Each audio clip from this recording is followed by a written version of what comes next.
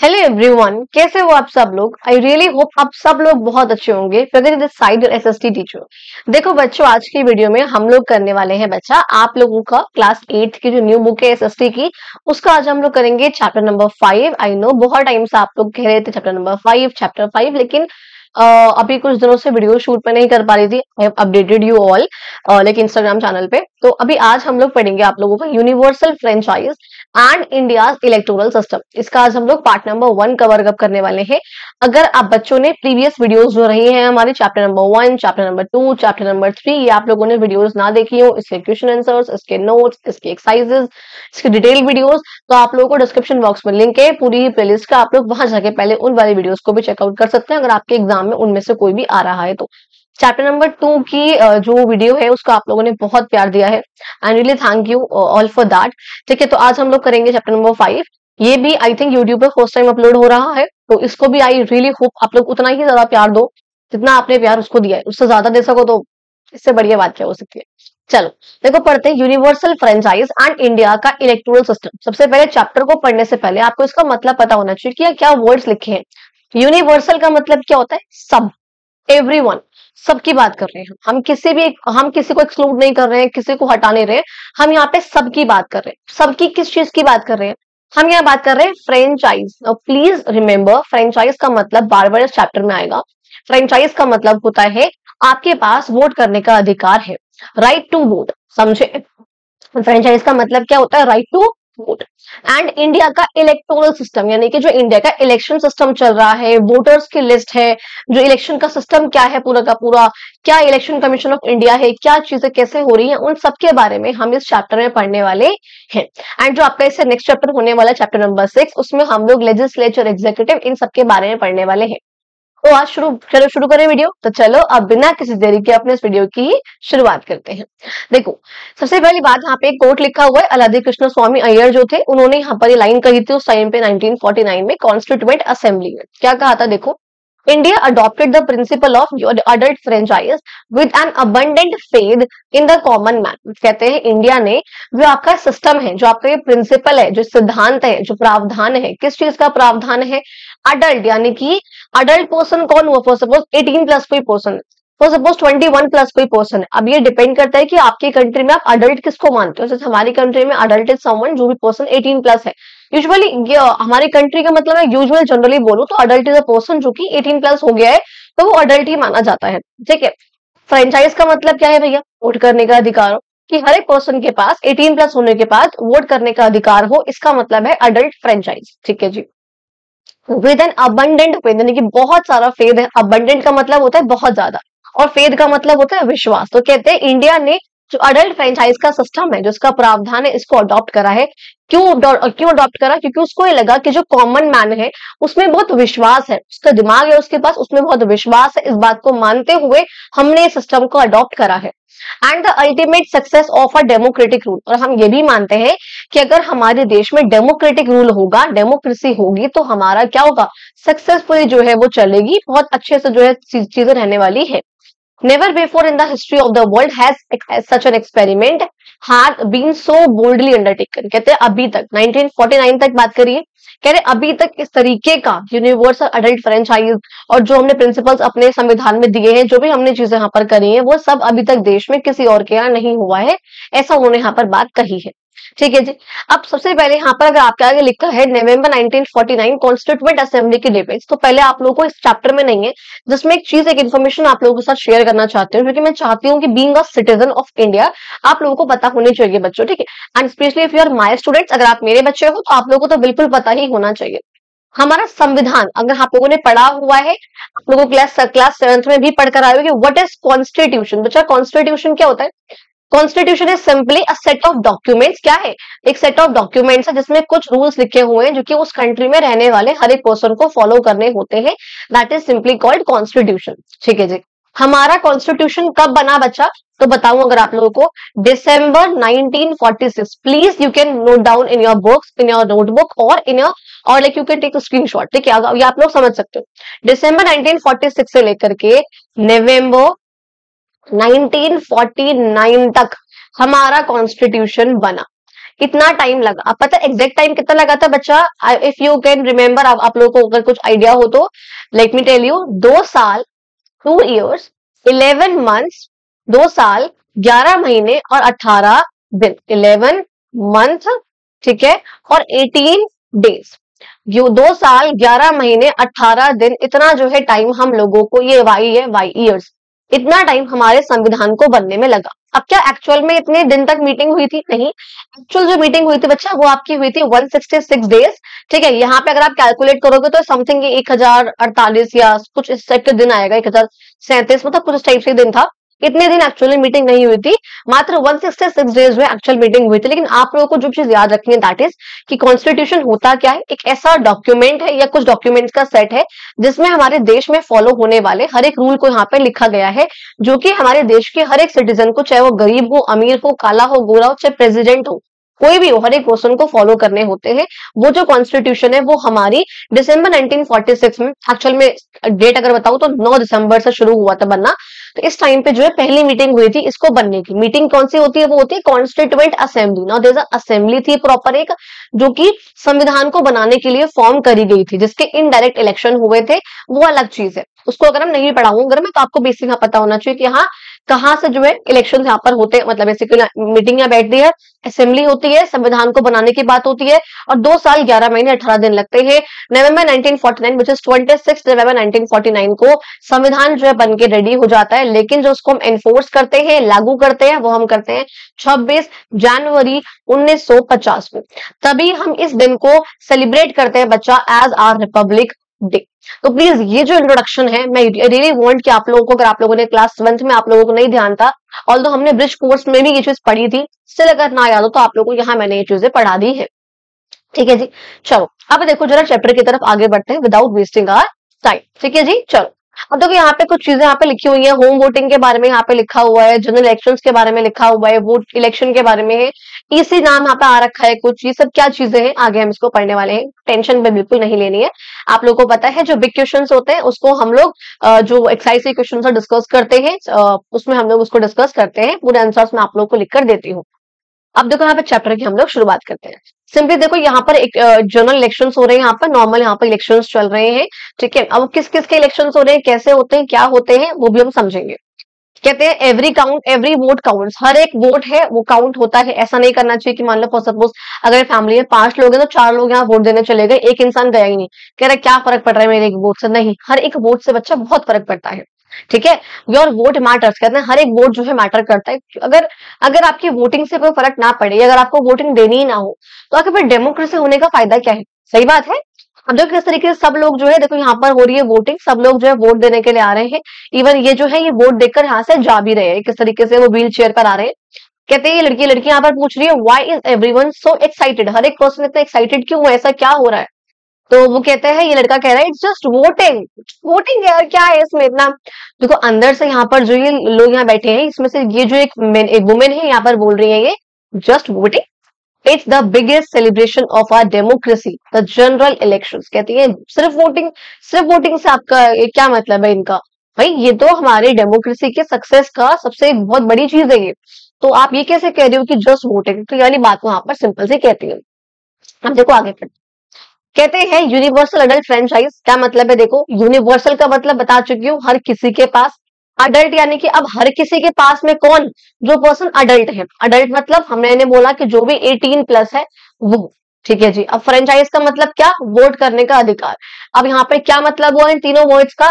कि हर एक पर्सन जो कि 18 प्लस हो गया, अडल्ट हो गया, उस हर एक इंसान के पास वोट करने का अधिकार है, and that is simply called universal adult franchise. कई बार आपको वर्ड दिखेगा यूनिवर्सल अडल्ट सफरेज, सफरेज का मतलब भी होता है राइट टू वोट, वोट देने का अधिकार जो आप लोगों के पास है, दैट इज कॉल्ड सफरेज।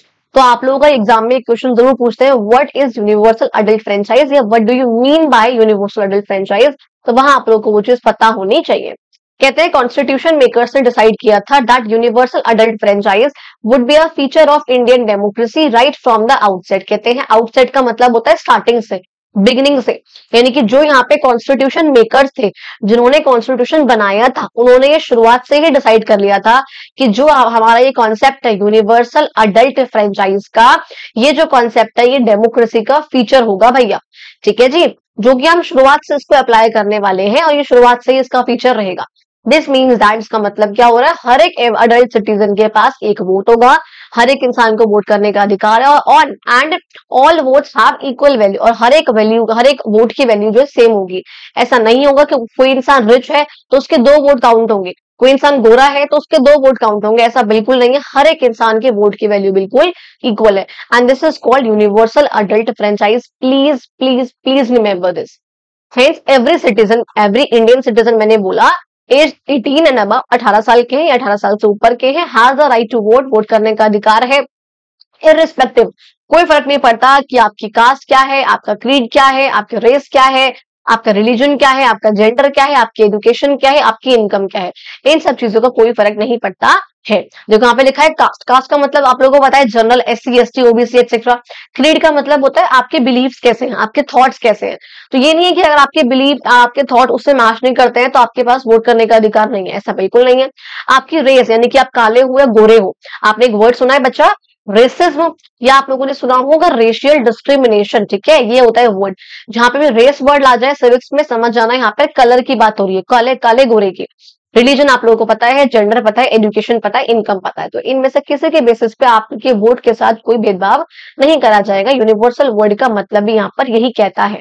अच्छा, ये पता आप लोगों को बताने के लिए एक बात यहाँ पे करी गई है, ये एक्चुअल में आपका बोल रहे हैं कि जो मिनिमम एज है वोट करने की, ये एज पता है पहले थी 21 ईयर्स, कि अगर आप 21 साल के हो तभी आपके पास वोट करने का अधिकार है। लेकिन इसको 1988 में, एंड दैट टू अगर बताऊं, 61st अमेंडमेंट एक्ट।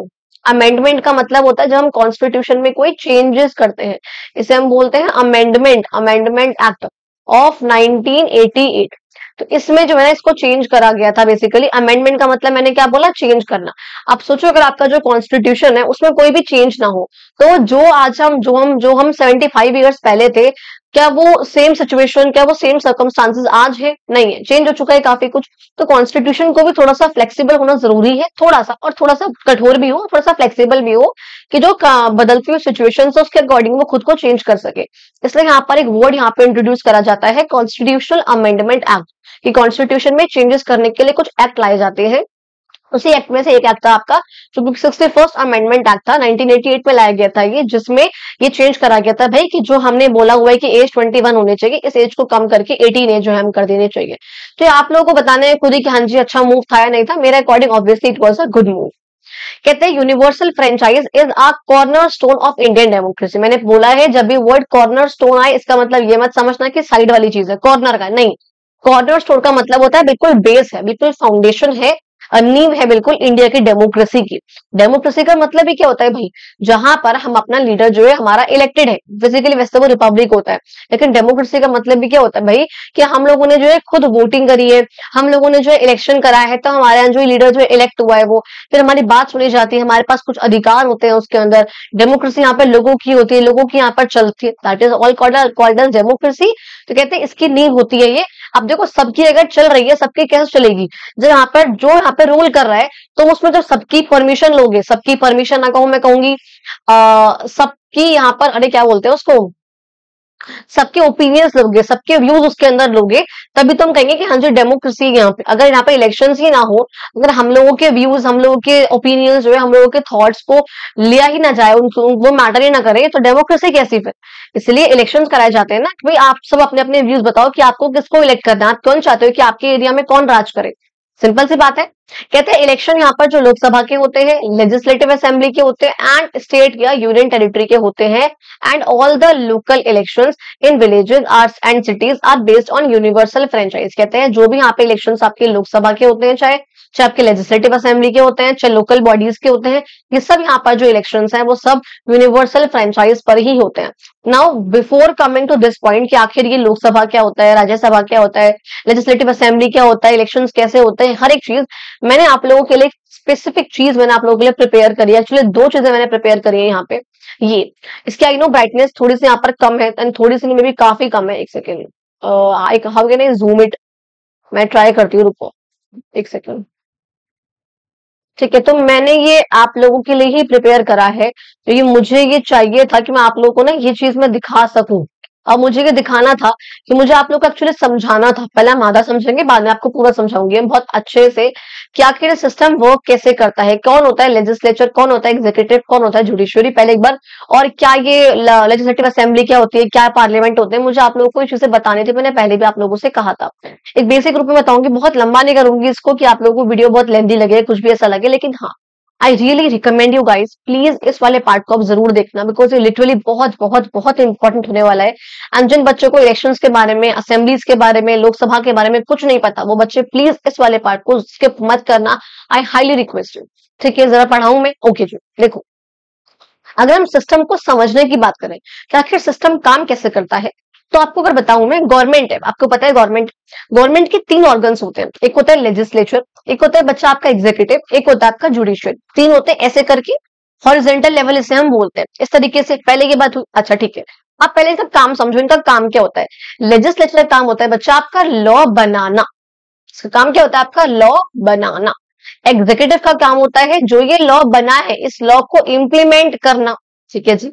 जुडिशरी का काम क्या होता है बेटा आपका, कि जो भी यहाँ पर लॉ है वो सही है या नहीं है उसको जज करना, लोगों को यहाँ पे जस्टिस प्रोवाइड करना, न्याय प्रोवाइड करना। ठीक है जी। अभी हमने इसे बहुत बहुत बहुत बेसिक चीज समझी है। क्या पता है अभी आपको कुछ पढ़ लेना पड़ा होगा मैंने क्या बोला, आगे सुनो। अब देखो, पहली बात, इस लेजिस्लेचर का पार्ट होते कौन कौन है? कौन लेजिस्लेचर, किसका लेजिस्लेचर, कहां रहता है लेजिस्लेचर? सुनो पहले सुनो। लेजिस्लेचर भैया एक बॉडी है, सिंपल से, इसमें 2 होते हैं। एक आपका होगा बेटा लेजिस्लेटिव असेंबलीज, एक आपका होता है बच्चा पार्लियामेंट। लेजिस्लेटिव असेंबली एक बॉडी हुई, पार्लियामेंट एक बॉडी हुई। तो जो लेजिस्लेटिव असेंबली है, ये यहाँ पर क्या है, हर एक स्टेट की अलग अलग असेंबली होती है। ये स्टेट की असेंबली है, दिल्ली की, आपकी यूपी की, एमपी की, बिहार की, राजस्थान की, हर स्टेट का आपका एक लेजिस्लेटिव असेंबली होती है। उस असेंबली में क्या होते हैं अभी समझाऊंगी। अब ऐसे ही आपका सेंटर का होता है, यूनियन का आपका होता है पार्लियामेंट। पूरे इंडिया का एक ही पार्लियामेंट होगा। ठीक है जी। अब दूसरी बात, अब इस लेजिस्लेटिव असेंबली में आपके कौन लोग बैठे हैं? इसमें बैठते हैं आपके मेंबर्स, यानी कि जो भी इसके अंदर मेंबर्स होते हैं इस लेजिस्लेटिव असेंबली में, उन्हें हम बोलते हैं मेंबर्स ऑफ लेजिस्लेटिव असेंबली, यानी कि एमएलए। कौन होते हैं वो? एमएलए। कौन होते हैं? आपने कई बार वर्ड सुना होगा एमएलए, यहाँ का एमएलए। एमएलए कौन? यानी कि जो आपके एरिया से, जिसको आपने इलेक्ट करा है लेजिस्लेटिव असेंबली में बैठने के लिए, उससे हम बोलते हैं एमएलए। ये क्या चल रहा है, हमने किसको इलेक्शन, क्या हो रहा है, क्या हुआ है? देखो, डेमोक्रेसी बच्चा आपकी 2 तरह की होती है, बताया मैंने आप लोगों को। डेमोक्रेसी क्या होती है? 2 तरह की होती है। एक होती है बच्चा आपकी डायरेक्ट डेमोक्रेसी, और एक होती है आपकी इनडायरेक्ट डेमोक्रेसी। डायरेक्ट डेमोक्रेसी का मतलब क्या होता है? जहां पर पॉपुलेशन जो थोड़ी सी कम है, काफी कम है, तो यहाँ पर जो लोग हैं वो डायरेक्टली डिसीजन मेकिंग में पार्टिसिपेट करते हैं। खुद वो लोग सब एक साथ बैठते हैं, आकर क्या पॉलिसीज बनाए, तू बता भाई, तुम बताओ, आप बताओ, फिर सबके व्यूज लिए अडल्ट ही बैठे हैं। ये नहीं बच्चे बैठ जाएंगे 5 साल के, ऐसा नहीं है। अडल्ट जो भी सिटीजन है उस पर्टिकुलर गांव के जैसे भी है, वो जो है सब लोग जो एक साथ बैठते हैं, और क्या यहाँ पे लॉस पॉलिसीज वगैरह बननी है, सबने सोचा और उसको जो है कर दिया काम, जो भी बहुत स्मॉल स्केल पर यूजुअली करा जाता है। That is called direct democracy. बहुत सिंपल बात। ठीक है जी।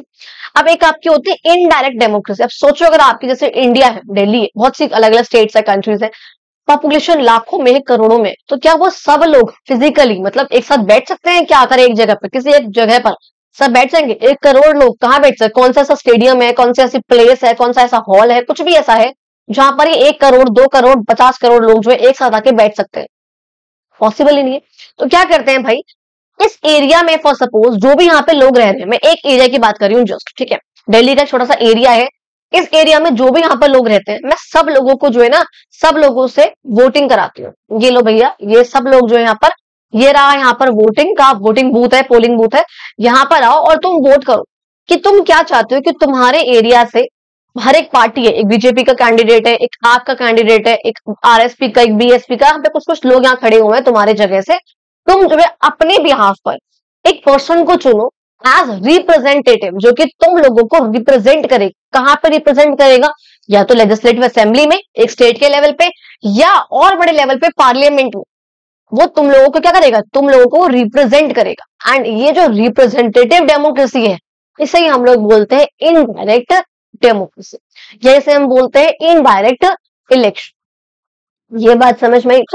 इलेक्शन जो भाई डायरेक्टली हुआ, इनडायरेक्टली यहाँ पे कुछ और हुआ, इसलिए हम बोलेंगे इनडायरेक्ट डेमोक्रेसी। ये बात समझ में आई बच्चा? कि मैंने क्या बोला यहाँ पर कि हम लोग जो है एक पर्टिकुलर पर्सन को खुद को रिप्रेजेंट करने के लिए, अब देखो हम लोग, अब हमारे एरिया में जो प्रॉब्लम्स है, क्या हर एक इंसान जाके बता देगा? कैसे करेगा? मोदी जी मेरे यहाँ ये दिक्कत है, हेलो मोदी जी मेरे यहाँ ये दिक्कत है, ऐसे करेगा? नहीं ना। तो क्या करेगा? लेकिन जो उसके एरिया का यहाँ पर एक पर्सन एमएलए है या एमपी जो भी है यहाँ पर, उसको बताएगा कि बेटा हमारे ये प्रॉब्लम चल रही है, तुम अपनी वहां जहाँ बैठोगे, असेंबली में बैठो चाहे पार्लियामेंट में बैठते हो, कैसे बैठते हैं, कौन बैठा बताऊंगी अभी, ठीक है? तो तुम जो है वहां पे इस मुद्दे को उठाओ कि इस एरिया में, मेरे वाले एरिया में ये प्रॉब्लम है, उसको सॉल्व करो। तो क्यों हो रहा है वो? हमारे बिहाफ पर, हमने उनको हमारे बिहाफ पर राज करने के लिए बोला है कि तुम जो है बैठकर हमारे बिहाफ पर राज कर सकते हो, दैट इज कॉल्ड रिप्रेजेंटेटिव्स। अब समझे ये वाली बात? अच्छा, अब मैंने बोला भैया लेजिस्लेटिव असेंबली होती है यहाँ पर, और उनके जो मेंबर्स होते हैं उन्हें हम बोलते हैं एमएलए, और जो पार्लियामेंट होता है उनके जो मेंबर्स होते हैं उन्हें हम बोलते हैं मेंबर ऑफ पार्लियामेंट यानी कि एमपी। अच्छा ठीक है, अब हमेशा याद रखना एमएलए कम पावरफुल है एज कंपेयर टू एमपी। क्यों? क्योंकि स्टेट के पास पावर कम होती है एज कंपेयर टू सेंटर। अब ये क्या है समझाऊंगी अभी। अब देखो पार्लियामेंट है, आपको याद रखना है पार्लियामेंट में आपके दो मेन ऑर्गेनाइजेशंस होती है, एक होती है लोकसभा जिसे हम लोअर हाउस बोलते हैं, एक होती है राज्यसभा जिसे हम अपर हाउस बोलते हैं। अब ये नाम से लोअर और अपर है, पावर जो है, सॉरी, पावर जो ऑलमोस्ट दोनों के पास काफी हद तक सेम होती है, बल्कि कई कंडीशन से मानते हैं कि लोकसभा के पास यानी कि लोअर हाउस जो है उसके पास पावर ज्यादा होती है। अब देखो मान लो ये आपका पार्लियामेंट है, यहाँ पे, यहाँ बैठी इधर की तरफ आपकी लोकसभा, यहाँ बैठती है राज्यसभा, इन दोनों को हेड करता है आपका बच्चा प्रेसिडेंट। क्या करता है? इनको हेड करता है आपका प्रेसिडेंट। अच्छा जी ठीक है, अब ये लोकसभा है, इस लोकसभा में देखो कितने मेंबर्स लिखे हैं मैंने, मेंबर्स होते हैं इसके अंदर बच्चा 543 मेंबर्स। राज्यसभा के अंदर मेंबर्स होते हैं 245 मेंबर्स, प्लीज इस नंबर को याद रखना, ठीक है? इतने मेंबर्स होते हैं। दूसरी बात, अब इलेक्शन किसका हो रहा है? इनमें से इलेक्शन होता है इस लोकसभा का।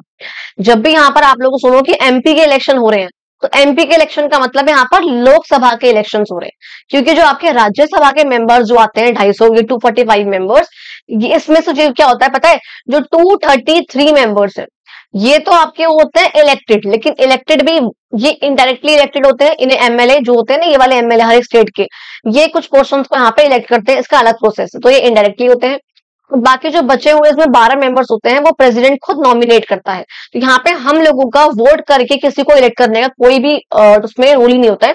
हम लोगों का रूल होता है यहाँ तक, लोकसभा जो आपका ये है लोअर हाउस है, ये 543 जो मेंबर्स होते हैं इनको हम लोग खुद वोट करते हैं। वोट कैसे करते हैं, क्या होता है वो समझाऊंगी अभी। हम लोगों ने इनको वोट करा, और ये सब जो पूरे इंडिया के रिप्रेजेंटेटिव्स होते हैं, जो कि ये लोग पार्लियामेंट के लोअर हाउस में आकर बैठते हैं, और जो भी उनकी एरिया में प्रॉब्लम चल रही होती है उस प्रॉब्लम के ऊपर मुद्दा उठा के इस पे काम करते हैं।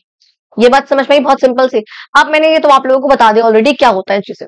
अब देखो मैंने यहाँ पे ये बहुत ऐसे लिखने की कोशिश करी थी पूरी माउस वगैरह से, लेकिन मुझे इतना अच्छा नहीं लगा, इसलिए मैंने वो पेन वगैरह से लिखा था, फिर अलग अलग कलर से वो दिखाऊंगी अभी। उससे पहले चला एक बार ये समझो कि एग्जीक्यूटिव कौन होता है। एग्जीक्यूटिव का काम क्या है? उस लॉ को इंप्लीमेंट कर। अब आप लोगों को समझ में आ गया कि लॉ को बनाना काम किसका है?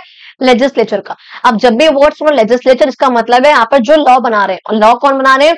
एमएलए बना रहे हैं और एमपी बना रहे हैं। एमपी कौन? जो वहां बैठे हैं पार्लियामेंट में, और एमएलए कौन? जो बैठे लेजिस्लेटिव असेंबली में। लेजिस्लेटिव असेंबली जो हर एक स्टेट की होती है, पार्लियामेंट जो है पूरे सेंटर का, पूरे इंडिया का एक ही होता है। ठीक है जी, ये बहुत सिंपल बात समझ में आई।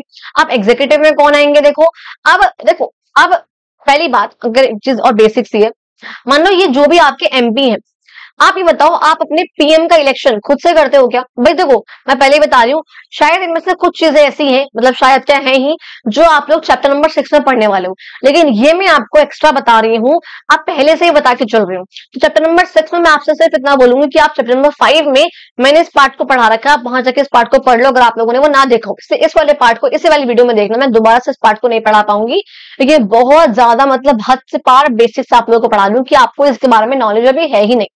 ठीक है, तो प्लीज यहाँ पर इस वीडियो को, इस पार्ट को बहुत अच्छे से एक बार देखकर समझना। फिर भी ना समझ में आए, please let me know in the comment box, और you can just message me on Instagram. Pragati Agarwal official के नाम से आईडी है, आप लोगों को ये चीज पता है, कई बच्चे फॉलो भी कर रहे हैं। Thank you so much for that also. देखो आप लोगों ने एमपी को चुना, एमपी कितने मैंने बोला? एमपी को चुना यानी कि आपने 543 लोगों को चुना, क्योंकि जो बाकी के 245 है उनको आप लोग नहीं इलेक्ट कर रहे हो, आप लोग कर रहे हो लोकसभा के मेंबर्स को इलेक्ट, आपने इनको चुना। ठीक है, अब देखो पता है क्या होता है? अब मैंने बोला प्रेसिडेंट होता है, प्रेसिडेंट के पास पता है हमारे देश में, क्योंकि हम लोग फॉलो करते हैं बच्चा पार्लियामेंट्री सिस्टम, अभी चैप्टर में आप पढ़ोगे इस चीज को। हम लोग फॉलो कौन सा करते हैं? पार्लियामेंट्री सिस्टम, जिसमें मतलब मैं कहूंगी कि पार्लियामेंट के पास या मैं कहूँ प्राइम मिनिस्टर के पास पावर जो है ज्यादा है एज कम्पेयर टू प्रेसिडेंट। आप लोगों ने देखा है जो हमारे नरेंद्र मोदी जी हैं, वो कहीं भी अगर मीटिंग हो रही है जगह जगह पर तो वो जाते हैं। हमारे जो प्रेसिडेंट है श्री द्रौपदी मुर्मू श्रीमती, तो वो नहीं जाती हैं क्योंकि हमारे यहाँ पे प्रेसिडेंशियल सिस्टम नहीं है, वो यूएसए में है। यूएसए में क्या होता है, वहां का जो प्रेसिडेंट है वो आता है यहाँ पे, हम लोग नहीं जाते हैं। डोनाल्ड ट्रंप ही आएगा जहां जाएगा, हम लोग मतलब जैसे कि हमारी द्रौपदी मुर्मू जी नहीं जाती है। हमारे यहाँ से कौन जाते हैं, मोदी ही जाते हैं, क्योंकि हमारे यहाँ पे क्या है, पार्लियामेंट्री सिस्टम है। ठीक है जी। अब मैंने कहा जो प्रेसिडेंट है वो सिर्फ एक ठप्पा लगाने का, अब देखो जब मैंने बोला, चलो आगे पढ़ेंगे उसको, सिर्फ वो नॉर्मल साइन करने का, बिल को साइन कर दिया, उसका काम करता है प्रेसिडेंट, के पास कोई खास पावर हमारे देश में नहीं है। अच्छा, अब पता है क्या होगा, जब भी आपने एमपी को इलेक्ट करा, इन सारे एमपी में से 543 एमपी में से सोचो अगर कोई एक पार्टी, अब ये पार्टी कहां से आ गई, इलेक्शन कैसे हुए, पहले उसको भी समझेंगे, बट पहले एक बार जरा सा थोड़ा सा चैप्टर पढ़ लेते हैं क्योंकि आपको बेसिक बात यहाँ पे समझ में आ गई है। अच्छा, क्लियर ना, यही वाला पार्ट जो है बहुत लंबा हो जाए फिर, तो पहले जरा एक बार चैप्टर में थोड़ा सा पढ़ लेते हैं। कहते हैं remember that no one can vote on another's behalf, कहते हैं कोई भी एक इंसान जो है दूसरे पर्सन के बिहाफ पर, सॉरी कोई भी एक पर्सन जो है दूसरे पर्सन के बिहाफ पर वोट नहीं कर सकता है। हर एक इंसान के पास अपना आधार कार्ड होता है, अपने वोटर आईडी कार्ड होता है, उसी के बेसिस पे वो जो पर्सन है वो वोट कर सकता है। सॉरी सब कुछ था यहाँ पे तो मैं उसको हटाने लगी, सॉरी है। ठीक है, कहते हैं हर एक पर्सन जो है किसी एक पर्सन के बिहाफ पे वोट नहीं करता है। हर एक पर्सन के पास अपना आधार कार्ड होता है, अपना वोटर आईडी कार्ड होता है, उसी के बेसिस पे जो पर्सन है वो वोट करता है। कहते हैं अब ये आपसे बोल रहे हैं भाई can you calculate how long you have to wait before you can vote, कोई खास वेट नहीं करना होता, 5-10 मिनट का वोट होता है, वेट करना होता है बस, कि आप लाइन में लगे हो, फिर आपकी चेकिंग होगी, फिर आपके हाथ पे वो लगाया जाएगा, इंक लगाई जाएगी, फिर आप वोट करोगे, तो बहुत ज्यादा टाइम होता है, कोई दिक्कत वाली बात है, सच नहीं है। कहते हैं to be able to exercise your right you need to be registered as a voter in your constituency. कहते हैं कि अगर आपको वोट करना है, अगर आप चाहते हो, अगर आप वोट करना चाहते हो तो आपको पहले रजिस्टर होना होगा अपने कॉन्स्टिट्यूएंसी में। Now what is constituency? कहते हैं an area whose voters elect a representative to a legislative body. ना यहाँ पे देखो लेजिस्लेटिव बॉडी लिखा है, लेजिस्लेटिव असेंबली नहीं लिखा, लॉ बनाने की बॉडी। अब लॉ बनाने की बॉडी कौन कौन सी बताया मैंने, लेजिस्लेटिव असेंबली एंड पार्लियामेंट। तो यहाँ पर अब देखो क्या हो रहा है, मैंने बोला सिंपल सी बात है भाई, क्या होता है जब भी इलेक्शंस होते हैं, आई टोल्ड यू, ये पूरा का पूरा जो इंडिया है वो कुछ कॉन्स्टिट्यूएंसीज में, कुछ एरियाज में बट जाता है। Constituency is nothing just an area. ये तो है ना कि पूरी इंडिया में एक साथ मैं बोलूंगी मध्य प्रदेश के इलेक्शन जो है ना इस पर्टिकुलर इंदौर में हो रहे हैं, उसी कैपिटल में, लोग कितना कितना दूर से ट्रेवल करके आएंगे, तो आधे लोग तो वोट ही नहीं करेंगे, आधे से ज्यादा। इसलिए हम क्या करते हैं कि पूरे इंडिया को हम कुछ एरियाज में, कुछ कॉन्स्टिट्यूएंसीज में बांट देते हैं। हम ये देखते हैं भाई ये काम ना आपकी एक्चुअल में जो डिलिमिटेशन कमीशन होती है वो अलग कॉन्सेप्ट है, वो यहाँ पर काम करती है बाउंड्रीज को डिसाइड करना। उसको लगा कि हाँ भाई इस वाले एरिया में इतने लोग रह रहे हैं, तो मैंने यहाँ पे एक पोलिंग बूथ बना दिया। अब इस वाले एरिया में 10,000 लोग रह रहे हैं, मैंने यहाँ पे एक पोलिंग बूथ बना दिया। ऐसा ना हो कि घर से बहुत दूर लोगों को ट्रेवल करना पड़े वोट करने के लिए, क्योंकि वैसे ही वोटिंग बहुत कम लोग कर पाते हैं, करते हैं, कई बार जाते ही नहीं, आलस के चक्कर में छुट्टी है, घर बैठेंगे। अब उसमें भी अगर आपने कहा कि वोटिंग जो बूथ है, जो पोलिंग बूथ है वो दूर है, मैं आपको 2 किलोमीटर आगे जाना है, आपको 2-1.5 किलोमीटर आगे जाना है, तो लोग बाग जाएंगे ही नहीं बच्चा। आपने देखा होगा जो भी आपके घर में जैसे बड़े लोग वोट करने जाते हैं तो या तो आसपास कोई स्कूल होगा वहां जाते हैं, क्योंकि कोई गवर्नमेंट ऑफिस है वहां चले जाएंगे, वहां जाते हैं यूजुअली। ठीक है, तो वो चीजें यहाँ पर होती हैं, आसपास होना चाहिए वो। तो कह रहे हैं कि हमने क्या करा, अब जब भी वोटिंग होती है, जब भी इलेक्शंस होते हैं, तो हम अपने देश को कुछ कॉन्स्टिट्यूएंसीज में, कुछ एरियाज में डिवाइड कर देते हैं, ये मैंने बता दिया। अब हर एक पर्सन अगर आपको वोट करना है तो ऑब्वियसली बात है, पहले आप जो वोटर्स लिस्ट होती है आपको उसमें नाम होगा तभी तो आप वोट कर पाओगे ना, तभी आपके नाम की वोटिंग की पर्ची आएगी, जिस पर्ची को लेकर आप जाते हो। कितने पेरेंट्स आप लोग पूछना है इसको, उनको पता हो। However, one is barred from voting if found guilty of committing certain serious crimes। कहते हैं एक पर्सन को बैन भी कर सकते हैं, बार्ड का मतलब बैन करना, बैन कर दिया जाएगा आपको अगर लगा कि आपने कोई सीरियस क्राइम करा है। अगर आप गिल्टी हो तो आपको जो है बैन कर दिया जाएगा कि आप जो है देश के लिए वोटिंग नहीं कर सकते, क्योंकि आप में इतना वो है ही नहीं। ठीक है, do you remember India had general election in the summer of 2024। अभी आप लोगों को पता है लास्ट ईयर इस समर में इलेक्शन हुए हैं, लोकसभा के हुए हैं। ठीक है, about 980 million voters were eligible to exercise their franchise for the 543 constituencies of Lok Sabha। कहते हैं अभी इस टाइम क्या हुआ था, 980 जो मिलियन वोटर्स थे, यानी कि 980 मिलियन वोटर्स हैं यहाँ पर जो वोट कर सकते हैं वो एलिजिबल थे, एलिजिबल हैं, कर सकते हैं वो अपने इस फ्रेंचाइज के अधिकार को करने के लिए। और फ्रेंचाइज का अधिकार मतलब वोट का अधिकार, यानी कि वोट करने के लिए इतने मिलियन जो वोटर्स थे वो उसके लिए एलिजिबल थे। किसके कितने के लिए? लोकसभा की जो हमने बोला ना 543 कॉन्स्टिट्यूएंसीज, यानी कि 543 छोटे छोटे एरियाज जिसको हम जिसमें इंडिया को बांट देते हैं, उसके लिए ये लोग एलिजिबल थे, ऐसा यहाँ बोला गया है। अब यहाँ पे देखो सिंपली बोल रहे हैं कि इंडिया में कितने इलेक्टेड रिप्रेजेंटेटिव्स हैं, ये आपको अभी समझ में नहीं आएगा, जब आपको पूरा कॉन्सेप्ट समझाऊंगी तो आपको समझ में आएगा। कहते हैं we need an elaborate and well organise system to manage this massive exercise. हमें एक बहुत एलेबोरेट, बहुत एक ऑर्गेनाइज सिस्टम चाहिए, बहुत एक्सप्लेनिंग सिस्टम चाहिए इसके लिए, ये देखने के लिए कि जो इलेक्शंस होने चाहिए वो फेयरली हो, यानी कि सही तरीके से हो, कोई माल प्रैक्टिस का, कोई फ्रॉड का इस्तेमाल ना करा जाए, एंड फ्रीली हो। दोनों वर्ड्स में अच्छा डिफरेंस होता है कि इलेक्शन जो है फ्री एंड फेयर होने चाहिए। फ्री का मतलब होता है कि आप लोग फ्री हो वोट करने के लिए, आपको जिसको वोट करना है, आपको करना है, बीजेपी को करना है, बीएसपी को करना है, एनपीपी को करना है, आपको जिसको वोट करना है फ्री हो प्रॉपरली।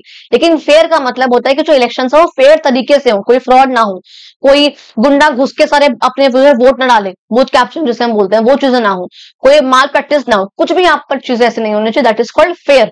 तो इलेक्शन जो है फ्री हो, आप लोगों के पास चॉइस है, आप किसी को वोट करो, आपके पास चॉइस भी होनी चाहिए। एंड फेयर का मतलब है कि फेयर तरीके से हो, फ्रॉड वगैरह वो ना हो। इस चैप्टर में हम ये पढ़ेंगे कि आखिर कौन कौन इलेक्शन वोट कर सकता है, किस टाइप के इलेक्शन जो है होते हैं, सिस्टम क्या होता है और किस तरीके से वो ऑर्गेनाइज होता है, इसके बारे में हम पढ़ने वाले हैं। कहते हैं इंडिपेंडेंस से पहले आपको बता रखा है कि सिर्फ और सिर्फ 13% जो इंडियंस थे सिर्फ वही उनको ही वोट करना अलाउड था। आपको पता है कि आजादी से पहले जो है हमारे यहाँ जिस पर्सन के बाद आप लोगों ने पढ़ा है, पता है ऐसा होता था कि जो पर्सन अमीर है, जो मैन है बेसिकली, उन लोगों के पास कुछ जो पर्सन टैक्स पे कर रहा है उसी के पास वोट करने का अधिकार होता था। And not only in India बच्चों, that too in France, that too in Germany, बहुत सी कंट्रीज में जो ये चीजें थी। ठीक है, और जो फ्रेंचाइज था यानी कि वोट करने का जो अधिकार था वो यूनिवर्सल नहीं था, सबके पास नहीं था, कुछ ही % जो लोग थे उनको वोट करने का अलाउड था। इसके बारे में हम बाद में पढ़ेंगे। India was among the early nations to grant women the right to vote. India जो है उन अर्ली यानी कि बहुत जल्दी वाले उन कंट्रीज में से है, जिन्होंने उन कंट्रीज में से है जिसने बहुत जल्दी जो है वुमेन को वोट करने का अधिकार दे दिया, ahead of many voters around the world, जिसमें बहुत सारे जो है वोटर्स अब हमारे पास आ जाते हैं। And for example, women were given right to vote in Switzerland only in 1791। कहते हैं वुमेन को, कहते हैं कि यानी कि जो इंडिया के वुमेन्स थे उनको तो बहुत जल्दी मिल गया था तभी वोटिंग का राइट, अभी और जो देश है उनको नहीं मिला था उनकी वुमेन को। कहते हैं स्विट्जरलैंड में 1971 था जहां पर वुमेन को वोटिंग का अधिकार मिला था एक्चुअल में। ठीक है, कहते हैं women fought long and hard in many countries. यहाँ पे देखो जो वुमेन है वो सफरेज की परेड लगा रहे हैं यूएसए में 1913 में। ठीक है, सफरेज यानी कि वोटिंग के राइट्स को डिमांड करते हुए परेड लगा रही है 1913 में। ठीक है जी। अच्छा, यहाँ पर कह रहे हैं वुमेन ने जो है बहुत लंबा, बहुत हार्ड तरीके से यहाँ पे स्ट्रगल करा है इस फंडामेंटल, बहुत मौलिक डेमोक्रेटिक अधिकार के लिए। इंडिया में एक प्रोग्रेसिव कॉन्स्टिट्यूशनल विजन जो था हमारे कॉन्स्टिट्यूशन मेकर्स का, मैं हमेशा कहती हूँ, और मैंने आई रियली होप कि मैंने आप लोगों से जो हम लोगों ने क्लास 8 में जो ब्रिज कोर्स किया था तो उस वाली वीडियो में मैंने बहुत क्लियरली बार बार कहा था कि जो हमारे कॉन्स्टिट्यूशन मेकर्स थे बहुत ब्रिलियंट थे, बहुत इंटेलिजेंट थे, बहुत वाइज थे, बहुत बहुत बढ़िया थे। उन्होंने संविधान को इस तरीके से बनाया कि आज भी उसको इतना फॉलो करा जा रहा है, उसको माना जा रहा है। ठीक है, तो कहते हैं डीप डेमोक्रेटिक वैल्यूज है हमारे संविधान के अंदर, हमारे इंडिया के अंदर, उसके ट्रेडिशंस जो है इस तरीके से है कि वुमेन के वोटिंग राइट्स जो है उसको शुरुआत से उनको मिल गए जब से हमारा देश आजाद हुआ। कहते हैं 1947 में हमारा जो लिटरेसी रेट था वो 14% था, और जिसमें से जो 8% था, मतलब बेसिकली कहते हैं जिसमें 8% जो है वो वुमेन्स, मतलब बेसिकली 8% जो है वुमेन को दिया जा रहा था।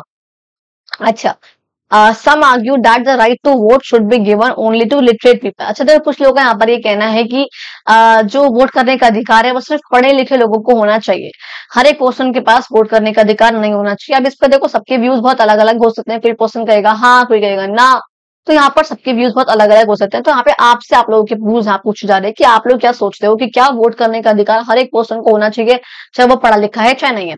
अब देखो यहाँ पे आपको दो चीजें बताना चाहूंगी मैं। लिटरेट पीपल का मतलब क्या होता है, लिटरेसी का मतलब क्या होता है, हर वो पर्सन, लड़का हो चाहे लड़की, अगर वो 7 साल का है या 7 से ऊपर है, तो 7 है या 7 से यहाँ पर ऊपर का है, हर एक उस पर्सन के पास, अगर वो पर्सन जो है पढ़ सके यानी कि रीड एंड राइट, अगर वो पर्सन लिख सके उसे हम कहेंगे लिटरेट है वो इंसान। अगर वो बच्चा क्या है 7 साल का है या 7 से ऊपर का है और वो पढ़ सकता है क्या लिखा है ये, अब या वो लिख सकता है उस चीज को, तो यहाँ पे उसे हम बोलेंगे कि हाँ जी वो जो पर्सन है वो लिटरेट है। तो कहते हैं ये जो लिटरेसी थी वो लिटरेसी रेट जो है 14% था मेन में, कहते हैं, और 8% जो है वो वुमेन में था। इस तरीके से था। आज के टाइम पे अगर बताऊं आज के टाइम पे क्या चल रहा है आप लोगों का, तो कहते हैं कि 54% क्या है, अच्छा 54% जो है ये आपका वुमेन में है और 76% जो है वो आपका मेन में है, मेन, ठीक है, MAN। तो ये जो है इतना पर्सन यानी कि 100 में से 54 जो गर्ल्स हैं वुमेन है वो पढ़ी लिखी हैं। पढ़ी लिखी का मतलब यहाँ पे सिर्फ लिटरेट है कि 7 साल से ऊपर के लिख सकती है पढ़ सकती है, तो वो लिटरेट हो गई। तो ये परसेंटेज जो है आज इतना हो गया है। कहते हैं कुछ यहाँ पे कुछ रीजंस होते हैं ऐसे कि आखिर क्यों यूनिवर्सल फ्रेंचाइज जो है वो इतना इंपॉर्टेंट है। अब देखो कुछ यहाँ पे रीजंस दिखा रखे हैं। अच्छा क्या क्या रीजन है देखो, कहते हैं आखिर यूनिवर्सल फ्रेंचाइज होना ही क्यों चाहिए, क्यों आखिर ये इतना ज्यादा जरूरी राइट बन जाता है कि आखिर सबके पास वोट करने का अधिकार हो, ये क्यों जरूरी है। पहली बात क्योंकि हर एक पर्सन इक्वल है, आप किसी के साथ भी कोई डिस्क्रिमिनेशन कोई भेदभाव नहीं कर सकते हो ऑन द बेसिस कि उनकी कास्ट कौन सी है, उनके बिलीफ कैसे हैं, उनका सेक्स कौन सा है, मेल या फीमेल है, उनकी एजुकेशन कितनी है, उनके पास पैसा कितना है। आप उस बेसिस पर उनके साथ कोई भेदभाव नहीं कर सकते हो, इसलिए हर एक इंसान के पास वोट करने का अधिकार होना चाहिए। हर एक पर्सन की जो वॉइस है वो मैटर करती है, और वैसी बात है चाहे वो गरीब है, चाहे वो अमीर है, चाहे वो काला है, चाहे वो गोरा है, कैसा भी है, हर एक पर्सन की जो आवाज है वो मैटर करती है। ऑल कैन पार्टिसिपेट, हर एक पर्सन जो है पार्टिसिपेट कर सकता है नेशन के फ्यूचर के लिए, डिसाइड करने के लिए कि क्या उसको करना चाहिए और क्या नहीं करना चाहिए। थर्ड यहाँ पर कहते हैं elected representatives answerable to the electorate, कि जो यहाँ पर इलेक्ट करे हुए रिप्रेजेंटेटिव्स है जिनको आपने इलेक्ट करा है वो जवाबदेही है। क्योंकि देखो क्योंकि हम लोगों ने उनको इलेक्ट करा है, तो अगर हम लोग उनसे कोई क्वेश्चन पूछेंगे कि आपने काम क्यों करा, तो उनको हमको जवाब देना होगा, चाहे वो लोकसभा के हो और चाहे वो लेजिस्लेटिव असेंबली के हो, क्योंकि उन लोगों को हमने इलेक्ट करा है। तो राज्यसभा के उससे पूछेंगे तो शायद वो जवाब ना दे, ठीक है जी। तो लेकिन जिसको हमने इलेक्ट करा है वो तो हमको जवाब देगा ही देगा, वो रिस्पॉन्सिबल है उस चीज के लिए, ठीक है, आंसरेबल है वो। कहते हैं जो पीपल हैं वो वोट करते हैं देम आउट इन इलेक्शन, जैसे मैंने बताया आप लोगों को कि हम लोगों ने उनको वोट करा है तो हमारे जवाब तो उनको देना होगा।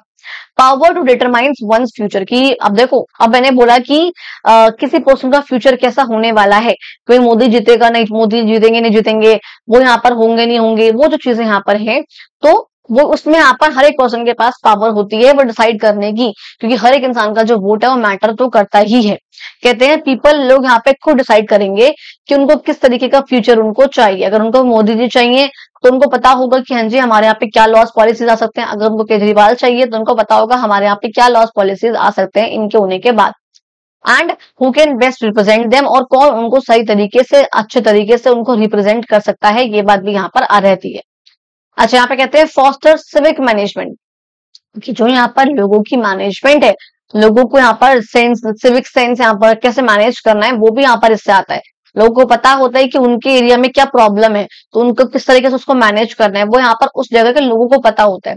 तो वो यहाँ पर कह रहे हैं कि जो लोग यहाँ पर वो पार्टिसिपेट करते हैं solving problems in the area, के उनके एरिया में क्या प्रॉब्लम है उसमें भी जो है लोग पार्टिसिपेट करते हैं। समझ में आ गया। नेक्स्ट देखो बात करते हैं bridging barriers enabling participation ensuring universal franchise. आप लोग ये कहोगे आपने ये 2 बॉक्स क्यों छोड़ रहे हैं, ये बॉक्स मैंने अभी आप लोगों के लिए छोड़े हैं, भर सको तो भर लेना कि हाँ और क्या रीजंस आपको लगता है कि आखिर यूनिवर्सल फ्रेंचाइज जरूरी क्यों होना चाहिए।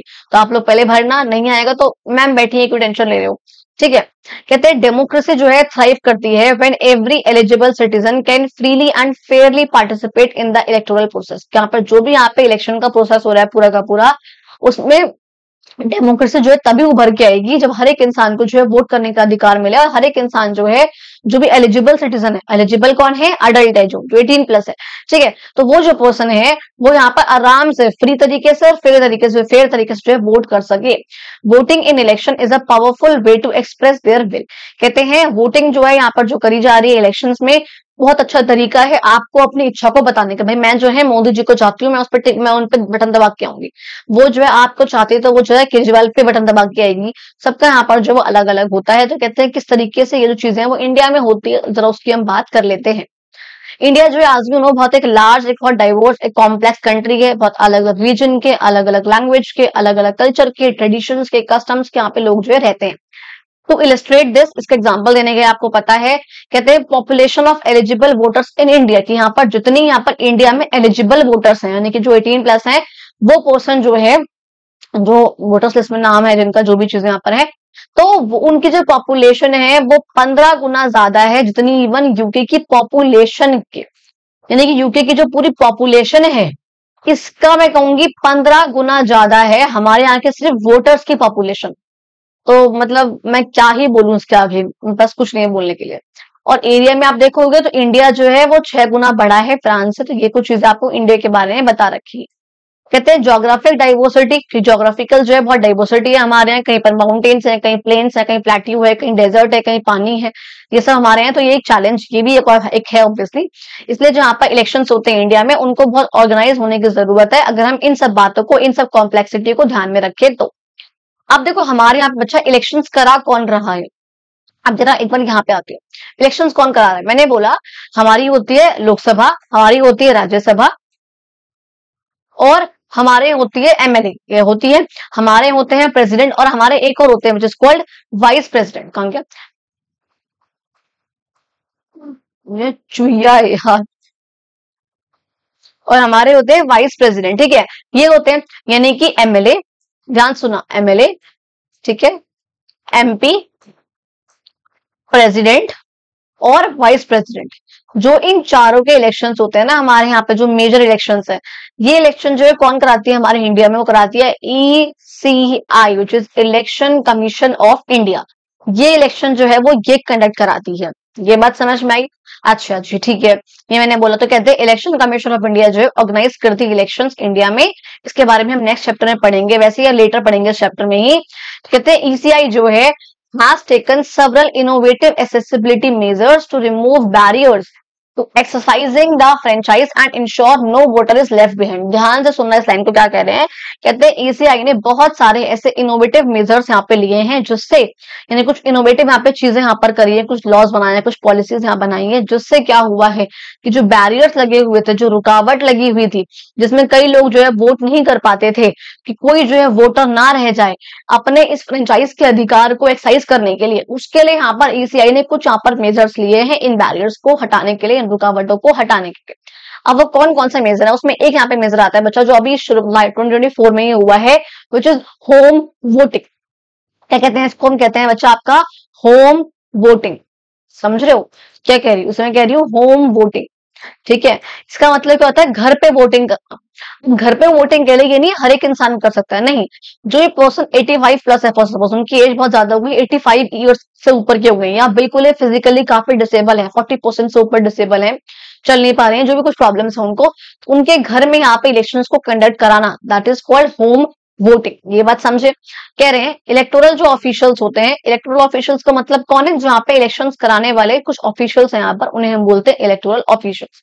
वो ट्रेवल करते हैं रिमोट लोकेशंस में, जो अंदर की लोकेशंस है, बिल्कुल काफी अंदर जाके हैं, to ensure every citizen can exercise their democratic right. पहली बात तो काफी अंदर जाते हैं, जो रिमोट एरियाज है, गांव वाली एरियाज है, कि वहां पर भी पोलिंग बूथ को लगाना, कि वहां पर भी हर एक पर्सन जो है अपने इस वोटिंग के अधिकार को एक्सरसाइज कर सके, वो जाते हैं। कहते हैं 2024 में पहली बार ऐसा हुआ था कि जो एल्डरली लोग हैं 85+, और जो लोग यहाँ पे डिसेबिलिटीज वाले हैं, 40% से ऊपर डिसेबिलिटीज हैं, वो जो है could cast their votes from home, वो घर से ही जो है वोट यहाँ पर दे सके।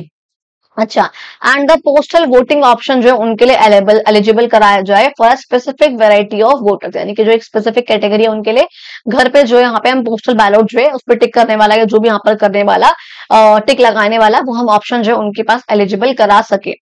कुछ यहाँ पर असिस्टिव टेक्नोलॉजीज है जिन्होंने हेल्प करी है या हेल्प और करते हैं, वो ब्रेल वाला enabled voter cards, for suppose जो छूकर जो है अंदाजा लगा सके, जो ब्रेल यूजुअली कौन यूज करते हैं, जो लोग देख नहीं पाते हैं, तो वो यहाँ पर सिस्टम को यहाँ पर यूज करना, ऐसे वोटर कार्ड्स बनाना, ऐप बेस्ड रिक्वेस्ट यहाँ पर डालना असिस्टेंस के लिए, व्हील चेयर्स का, रैम्स का, यहाँ पर जहाँ पे फॉर सपोज पोलिंग बूथ है वहां पर स्टेयर्स, वहां पर जो है व्हील चेयर्स वगैरह के लिए रैम्प वहां बना देना, कि अगर कोई इंसान ऐसा आता है, पर्सन बुजुर्ग ऐसे आते हैं जो नहीं चल सकते, तो अगर व्हील चेयर पे आए तो वो आराम से जो है चढ़कर वोट देकर फिर जो है वो जा सके। ऐसा भी यहाँ पर वो होता था ना। होम वोटिंग का कॉन्सेप्ट आप लोगों को समझ में आ गया। इसके लिए देखो मैंने एक पिक्चर भी डाउनलोड कर रखी थी, बिकॉज मैं यहाँ पर हूँ, यहाँ मेरा नेट तो मुश्किल चलेगा। आई थिंक ये वाली पिक्चर होगी वो, ये देखो, let me zoom it. Okay, let me दिखा। ये देखो किस तरीके से घर पे जाकर इन लोगों ने जो है वोट कराया है। देखो ये देखो यहाँ पे गांव में हो रहा है इस तरीके से, यहाँ पे देखो इन लोगों घर में, इसे हम बोलते हैं होम वोटिंग, कि जो 85 प्लस है और जो यहाँ पर 40% से ज्यादा बेंचमार्क अगर डिसेबिलिटी है तो वो लोग जो है वहां जाकर पोस्टल बैलट से यहाँ पे उनको टिक वगैरह करा के जो भी यहाँ पर चीजें हैं पोस्ट के थ्रू, उन्होंने जो है तब यहाँ पे जो है उनके जो है वोटिंग कराई है उनसे। यहाँ पे कह रहे हैं एक यहाँ पे श्रीमती पद्मावती जी हैं जो कि 100 साल की हैं, यहाँ पे कोबरू कॉन्स्टिट्यूएंसी से, और एक यहाँ पर एक और यहाँ पे सीनियर सिटीजन है अरुणाचल प्रदेश से, जो वोट करना चाहती थी लेकिन बिकॉज ऑफ देयर एज वो नहीं चल पाती, तो उनके जो है घर पे आके वोट कराए गए। तो ये काफी इनोवेटिव मेजर जो है ये था। अब देखो यहाँ पर ये भी कुछ पिक्चर्स यहाँ दिखा रखी हैं, घर जाकर देखो इनसे वोटिंग कराई जा रही है, यहाँ पे देखो ये कर रहा है, घर जाकर इनसे वोटिंग कराई गई। तो यहाँ पर कुछ चीजें यहाँ पर ये दिखा रखी हैं। ठीक है जी, अब देखो नेक्स्ट बात करते हैं, कहते हैं आगे अबाउट 34% जो यहाँ पे एलिजिबल वोटर्स हैं, मतलब जो वोटर्स वोट कर सकते हैं उसमें से भी 34% जो है 2024 के इलेक्शंस में उन्होंने वोटिंग नहीं करी। फॉर सपोज अगर 100% पॉपुलेशन है, ठीक है जी, इसमें से अगर मैं कहूँ, मैं मानूंगी पॉपुलेशन जो है 200 पॉपुलेशन है, इसमें से जो है 100 लोग जो है वोट कर सकते थे, वो एलिजिबल है, 18 प्लस है, वोट कर सकते हैं। इसमें से भी 34 जो लोग हैं उन्होंने वोट करा ही नहीं।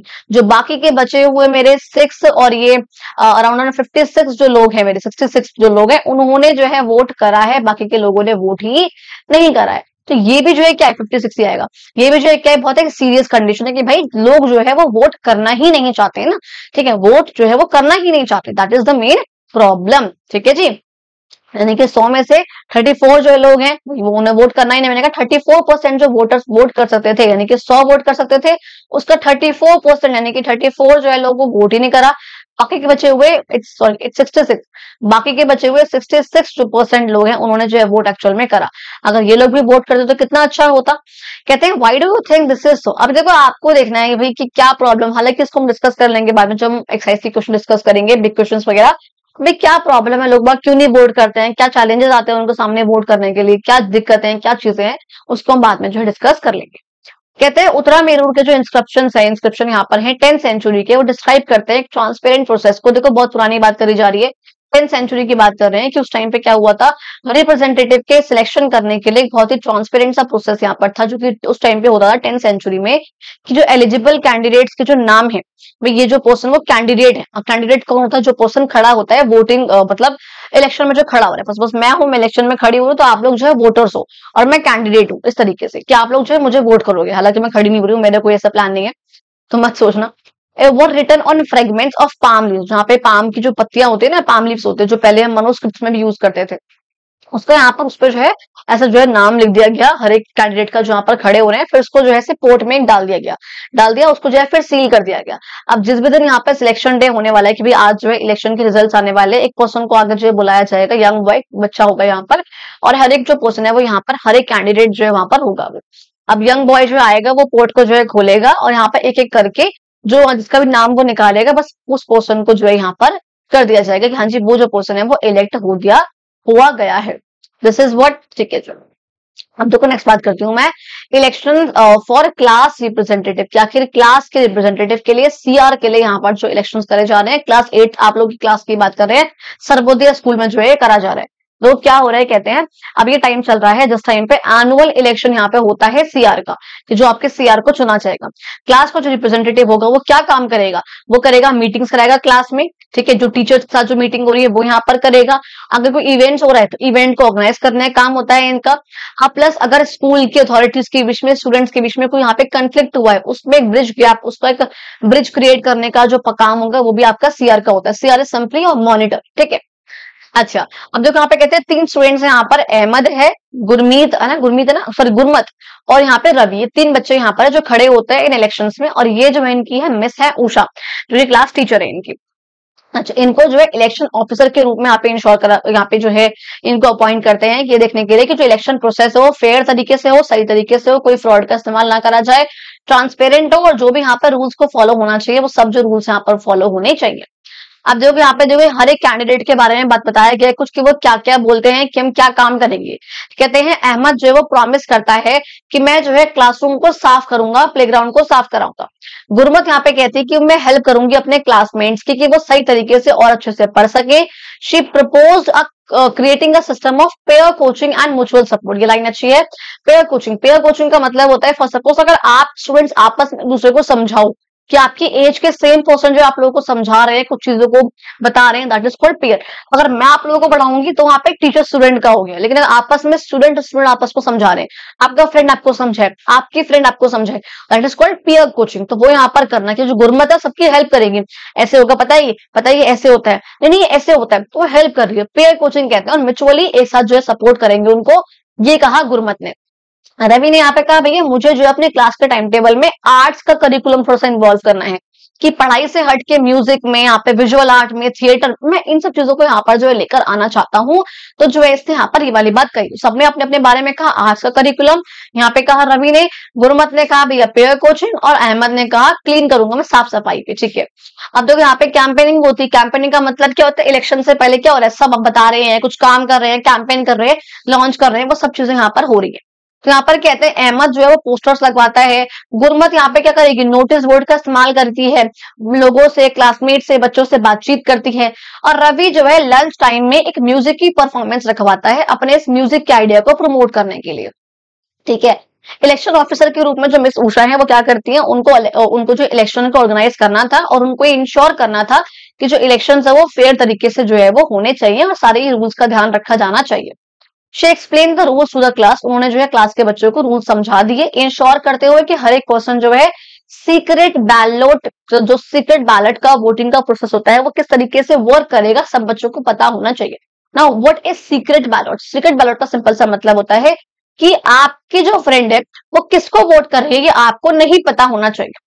इसे हम बोलते हैं बच्चा सीक्रेट बैलेट, कि आपको नहीं पता होगा कि आपके फ्रेंड ने किसको वोट करा है, या आपको नहीं पता, या उसको नहीं पता होगा कि आपने किसको वोट करा है। इट इज कॉल्ड सीक्रेट तरीके से वोटिंग का होना। बिकॉज अगर पता लग गया तो क्या पता लड़ाई हो कि इसने नहीं वोट किया तेरे को, इसको मार, इसने नहीं वोट किया, इससे लड़ाई कर ले, ये तो को चाहती नहीं है, ये तो को पसंद नहीं करती है, ये तो बहुत चिढ़ती है तेरे से, इसने तो वोट ही नहीं किया।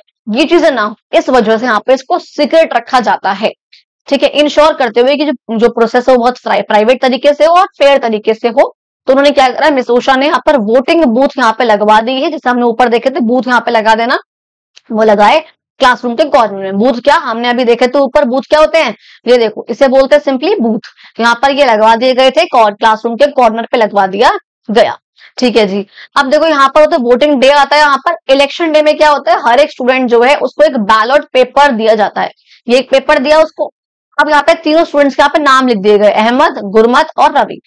अब आपसे कहा गया कि जिस भी स्टूडेंट को आप वोट करना चाहते हो उसके नाम के आगे ऐसे एक्स लगा दो। क्या लगा दो? एक्स लगा दो। ठीक है जी, अब बच्चों ने यहाँ पर वही करा। अच्छा, मिस उषा ने यहाँ पर ये भी इंश्योर करा कि नेहा एक स्टूडेंट है जो कि थोड़ी सी ब्लाइंड है, जो नहीं देख सकती है, उनके लिए ब्रेल का जो बैलेट पेपर हो वो होना चाहिए कि वो फील कर सके यहाँ पे क्या लिखा हुआ है, तो उसके अकॉर्डिंग वो टिक लगा सके, एक्स लिख सके। अब जब सारे स्टूडेंट्स ने वोट कर लिया तो उषा जी ने जो है जाकर सारे बैलेट्स को जो है कलेक्ट कर लिया। Ballot paper is simply a paper जिसमें हर एक कैंडिडेट का यहाँ पे नाम लिखा होता है और आगे जो लाइन होती है। फिर तो इस तरह से यहाँ पे तो नाम लिख दिया आपने, फिर यहाँ पे लाइन, फिर नाम लिखा, फिर यहाँ पे लाइन, फिर यहाँ पे नाम लिखा, फिर यहाँ पे लाइन। अब आप जिसको चाहते हैं आप उसके नाम के आगे टिक कर दो, आप एक्स लगा दो, जो भी आपका प्रोसेस है उसके अकॉर्डिंग आप काम कर दो। अब उषा ने जो है बैलेट्स को फिर जो है लेकर सबसे कलेक्ट करा, बॉक्स में जो है रख दिया, उसको सील कर दिया जब तक काउंटिंग का सेशन चल रहा था। काउंटिंग सेशन आता है, अब कहते हैं 33 जो है वोट्स वो होते हैं, यानी कि पूरी क्लास में यहाँ पे जितने भी बच्चे थे 33 बच्चों ने जो है वोट करा है यहाँ पर। इसमें से हमने कहा कि जो मिस उषा है बेसिकली यहाँ पर ये भी कहते हैं कि उन्होंने अपनी दूसरी क्लास से इस काउंटिंग प्रोसेस को देखने के लिए कि देख लो भाई सब अच्छे तरीके से हो रहा है, उसको विटनेस करने के लिए मिस जो शीबा है इनको भी जो है बुला दिया था। ठीक है, one of the ballot paper उसको मार्क नहीं करा गया था, यानी कि 33 स्टूडेंट्स में से एक जो स्टूडेंट का बैलेट पेपर था उसने मार्क ही नहीं किया कि मेरे को समझ में नहीं आ रहा, मैं मार्क ही नहीं करा, छोड़ो, ऐसा हुआ उसने। और जो बाकी के 2 स्टूडेंट थे उन्होंने पता है एक साइन एक नाम होता है नोटा, NOT, यानी कि नन ऑफ द अबव, कि मुझे इन तीनों में से किसी को वोट नहीं करना, तो उन्होंने जो है उसको करा, तो हमने उसको भी साइड कर दिया। तो बाकी के वोटों में से तो बचे कितने आपके पास बचे? 30 वोट। इसमें से हम मान के चलते हैं, कहते हैं कि जो भी यहाँ पर हुए देखो, जिसको मार्क ही नहीं करा गया उसको आप इनवैलिड डिक्लेयर कर दोगे, ठीक है। लेकिन जो जिसने किसी को मार्क, जिसने किसी को उसने नोटा पे टिक करा, यानी कि उसने वोट तो करा लेकिन वो किसी क्वेश्चन के पास वोट नहीं गया, तो एक्चुअल में देखी जाए अहमद को 8 वोट मिले, गुरमत को 12 मिले एंड रवि को यहाँ पे 10 मिले। तो कौन जीतता है यहाँ पर भैया? गुरमत यहाँ पे जीत जाती है। सबसे ज्यादा वोट जो उसको मिले थे उसको जो है क्लास का नया रिप्रेजेंटेटिव बना दिया जाता है। वो अपने क्लासमेट को थैंक करती है और जो उसने यहाँ पर वादे करे हैं उन सबको प्रॉमिस करने के लिए फुलफिल करने का प्रॉमिस करती है, और जो अहमद रवि है उसको कॉन्ग्रेचुलेट करती है कि बहन गुड, ठीक है, ऐसे करके। अच्छा, अब ये कुछ क्वेश्चन है, आप लोग पहले खुद से ट्राई करोगे इस स्टोरी के बेसिस पर कि कौन से और एस्पेक्ट्स होते हैं जो कि इलेक्शन प्रोसेस में होने चाहिए, क्यों सीक्रेट बैलेट होना चाहिए, बताया मैंने अभी आप लोगों को। ये कुछ चीजें नहीं आएंगे तो हम डिस्कस करेंगे, टेंशन नहीं लेनी, बाकी वीडियो बहुत लंबी हो जाएगी इसलिए हम आगे बढ़ते हैं। ये आप लोगों को बता चुकी हूँ ऑलरेडी। कुछ बच्चे ऐसे हैं जिन्होंने नोटा पे टिक करा। नोटा जो है नॉर्मल इलेक्शन जो होता है उसमें भी ऑप्शन बिल्कुल लास्ट में होता है कि हमें इनमें से कोई नहीं चाहिए, कोई और ऑप्शन चाहिए, तो हमें वोट ही नहीं करना। तो ये तो टिक करना मतलब कुछ भी ना करना के बराबर होता है सिंपली, ठीक है। ये कोई इलेक्शन का जो रिजल्ट होता है उसको चेंज नहीं करता है, लेकिन हाँ एक मैसेज होता है बस कि हाँ हमें इनमें से कोई अच्छा नहीं लगा, हमें कोई और ऑप्शन चाहिए, इस तरीके से। अच्छा, ये बात समझ में आ गई। अब देखो नेक्स्ट और लास्ट, आई थिंक मैंने इसी को यहाँ पे लास्ट पॉइंट समझाया हुआ है यहाँ तक का, मे बी हाँ इसके बाद में नहीं करा होगा, तो पहले इसको पढ़ते हैं थोड़ा सा, ज्यादा नहीं बताऊंगी वरना फिर बहुत कंफ्यूज हो गया आप लोग। अगर बात करूं मैं रोल ऑफ ईसीआई, ये देखो मैं इसको जरा आप लोगों को ना बाद में बढ़ाऊंगी। मैं आप लोगों को आज पहले इसी को कवर कराती हूँ, जो मैंने आप लोगों के लिए ये प्रोसेस वाला टिक लगा रखा था, ये वाला। इसको जरा हम हाथ समझते हैं, फिर कल हम लोग प्रॉपरली अच्छे से पूरे प्रोसेस को और समझेंगे। अब देखो बात करूं आपके इलेक्शन हो कैसे रहे, आपके इलेक्शन जो है वो होते कैसे। अब उसके लिए आया हुआ पिक्चर, अब वो पिक्चर एक सेकेंड रुको। हम्म,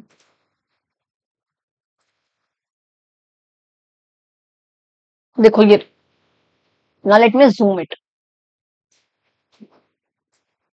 देखो समझना एक बार जरा ध्यान से। मैंने बोला ये आपकी पूरा का पूरा इंडिया है। मैंने बोला इंडिया में जो है स्टेट्स है बहुत सारी, ठीक है जी। अब पूरे के पूरे इंडिया को जब भी इलेक्शन, मैं आपको समझा रही हूँ इलेक्शन प्रोसेस क्या होता है, इलेक्शन में होता कैसे इलेक्शन, वो समझा रही हूँ मैं आप लोगों को। आपको क्लास मतलब चैप्टर 6 में भी काम आएगा ये पॉइंट, और इस चैप्टर में भी काम आएगा ये पॉइंट, ठीक है। वीडियो थोड़ी सी लंबी हो सकती है लेकिन प्लीज इस पॉइंट को यहाँ से भी जरा समझना। हाफ पॉइंट वहां समझा हमने, हाफ पॉइंट हम यहाँ समझने वाले। इलेक्शन हो कैसे रहे हैं, ये पूरा का पूरा आपका इंडिया है। पूरे ही इंडिया को मैंने बोला कि अगर आपके लोकसभा के इलेक्शन होते हैं विच इज पार्लियामेंट के इलेक्शन, तो हम इस पूरे इंडिया को जितने भी स्टेट्स है सबको मिला के हम जो भी यहाँ पर है, हम पूरे इंडिया को 543 कॉन्स्टिट्यूएंसीज में डिवाइड करते हैं। क्या करा हमने 543 अब वो कॉन्स्टिट्यूएंसीज का मतलब एरिया बना दी बेसिकली हमने, ये एक एरिया, ये एक एरिया, ये एक एरिया, इस तरीके से हमने एरिया बनाए जिससे हमने पूरे के पूरे इंडिया को डिवाइड कर दिया, ठीक है। अब सपोज मैंने ये एक एरिया उठाया, ये एरिया दिल्ली का है, ये एरिया दिल्ली का, ठीक है। अब यहाँ पे मैंने क्या करा, अब पता है क्या होता है, देखो एक और चीज जो आपको यहीं पे मैं एक सेकंड यहाँ पे जरा लेके आती हूँ एंड फिर आप लोगों को मैं समझाती हूँ, जस्ट अ सेकंड। देखो ना जरा ध्यान से एक बार यहाँ से इस प्रोसेस को भी जरा एक बार देखना। मैंने बोला यहाँ पर आपके ये जो है प्रॉपर आपका इंडिया होता है, इसको हमने 543 जो है एरियाज में डिवाइड कर दिया। इसमें से मैंने एक एरिया उठाया, ये रहा आपका एक एरिया। अब उस एक एरिया के बारे में मैंने यहाँ पे लिखा हुआ है कॉन्स्टिट्यूएंसीज के बारे में। आप पता है क्या होता है इस एक एरिया में से, क्योंकि इस एक एरिया में मतलब 10,000 लोग रह रहे होंगे, जो भी यहाँ पर लोग होंगे, अब उन एरिया को, उस पर्टिकुलर एरिया के लोगों को यहाँ पे कौन रिप्रेजेंट करेगा लोकसभा में। लोकसभा में यानी कि एमपी कौन बनेगा उसकी बात कर रहे हैं। अच्छा, उसके लिए देखो हर एक पार्टी, जो भी आप पॉलिटिकल पार्टीज हैं, बीजेपी है, आप है, बीएसपी है, कांग्रेस है, जो पार्टीज है वो सब पार्टीज अपने अपना एक एक कैंडिडेट को यहाँ पर खड़ा करेंगी। बीजेपी ने यहाँ पे कहा भैया शायद से ना यहाँ पे तेरी चल जाएगी, यहाँ पे तू खड़ा हो जा। आपने एक कैंडिडेट खड़ा करा, अब बीएसपी ने खड़ा करा, एनपीपी ने खड़ा करा, आईएनसी ने खड़ा करा। तो अपने इस एक एरिया से बात कर रही हूँ मैं, सिर्फ एक एरिया से हर एक पार्टी जो है अपना एक एक कैंडिडेट जो है एज आई टोल्ड यू कि यहाँ पर जो है वो खड़ा करेंगी। कहाँ गया, ये रहा, ठीक है। उसको जो है वो खड़ा करेंगे, यहाँ पे जो है खड़ा करा हर एक कैंडिडेट।